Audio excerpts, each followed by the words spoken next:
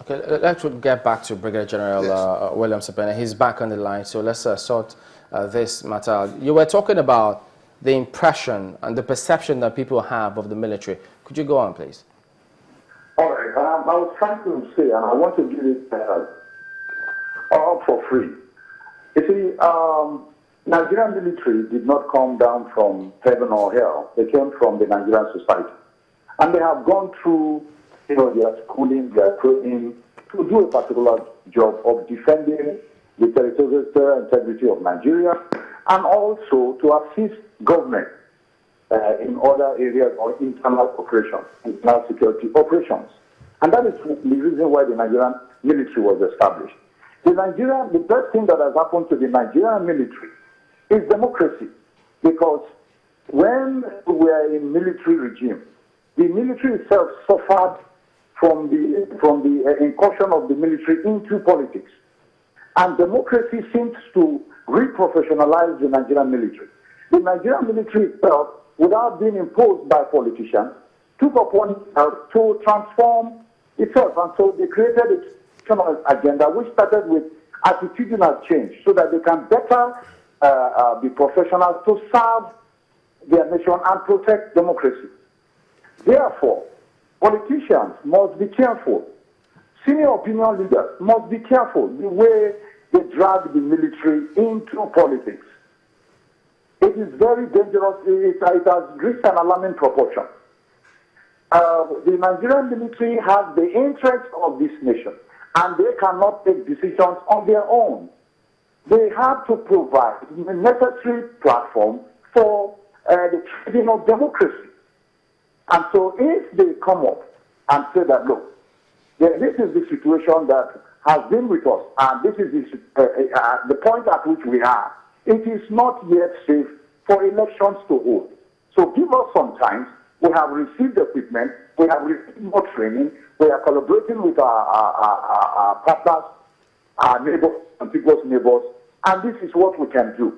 They have not said in 6 months they are going to wipe out Boko Haram. I think they will give a credible stability position for people to have that confidence, go back and carry out their civic duties and probably, see how they can stabilize the situation. If the military now says, go ahead and things happen, they will still receive the bashing of the people. What sacrifice?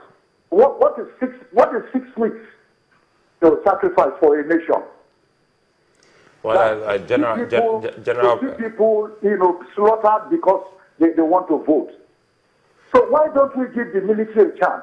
We are doing the case as if they're isolated, they are not part of, they don't have. I think the most patriotic of organs in this country is the Nigerian military. The most patriotic people is the Nigerian military. So let politicians be a little bit circumspect and allow them to do his job. Whether the government that is in place or any government that comes will still inherit the same military. And they take instructions from you, and they will give their own advice. And when they give their own advice, when you seek for it, and you say they should go ahead and do it, they will go ahead and do it. If you don't take their advice, you'll be ready to take the consequences.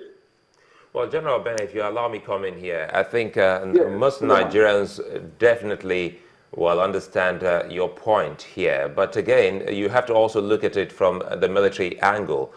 They say you really can't, you earn respect, and you must show that you have what it takes to earn that respect. For the military lately, whether we like it or not, they've been in the news, and sometimes, if not most of the time, for the wrong reason, just especially as we drum up support for our troops. You must have heard so many stories about the military being mentioned in some audio tapes, in some audio recordings, and some election matters, and now the INEC issue.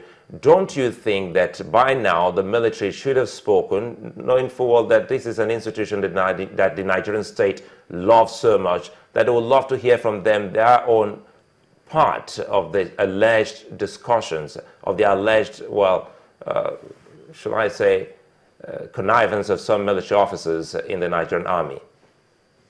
Look, the Nigerian military has spokesmen, and I think that the most outspoken has been the spokesperson of the Ministry of Defense, General Chris Olukolade.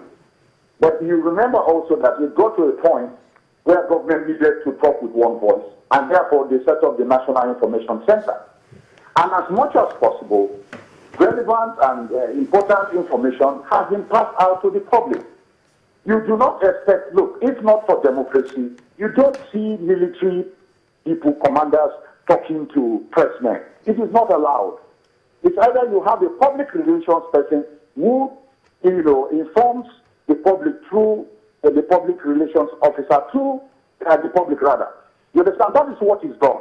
But because of democracy, you have military commanders talking and trying to explain certain things. So we are trained to be very regimental. Our operations are secret. You don't bring everything to the public. If the Nigerian military is accused of high-handedness, of human rights abuses and all that, there are procedures that should be followed. If renegade soldiers carry out any act of misdemeanor, it is the duty of the military to investigate and send the report to appropriate headquarters for exposure to the generality of Nigeria. You don't expect every soldier to start talking. Pressmen go to a private soldier who does not even know what is happening, and what wrong thing he will say is blown out of proportion. That is not how to protect. That is not how to support your military. It is not to say that the military is perfect or the leadership is perfect or the leadership is hiding so many things. No. You see, there are so many things you do that threatens national security. There are so many things you do that brings indiscipline, and we have a situation of what I call mutiny in our hands. And a similar thing happened on the streets of one of the states in the West. Is it Ondo or somewhere?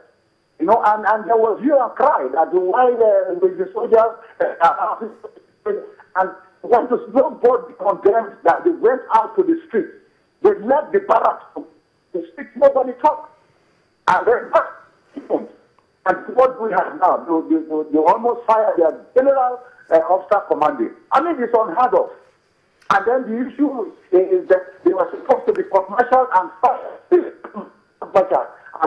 in the field. They brought in human rights, they brought politics into the thing. When you, General Obene, General Obene, a moment here.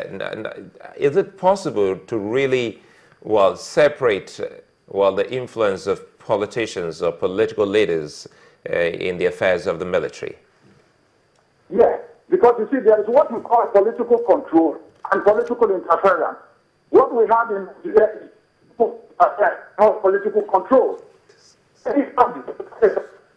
The Nigerian military, the way he lies. State governors are berating the military. Opinion leaders are berating the military. Every time they can hurry just berate the military. That is not good for our democracy. People are laying down their lives. People are laying down their lives. If they make mistakes, there are institutional procedures to follow to make sure those things are corrected and redressed. They are not prepared for ban, but anyhow, and talk down on the military that are in the front. So the extent that their wives even rioted, that their husbands are dying every day. I mean, we have to be circumspect in the way we handle our military. Some of us who are retired, we are back into the society. We came from the society, and after our service, we'll come back to the society. We are stakeholders, either in uniform or outside uniform, as far as this country is concerned, and we should be that respect.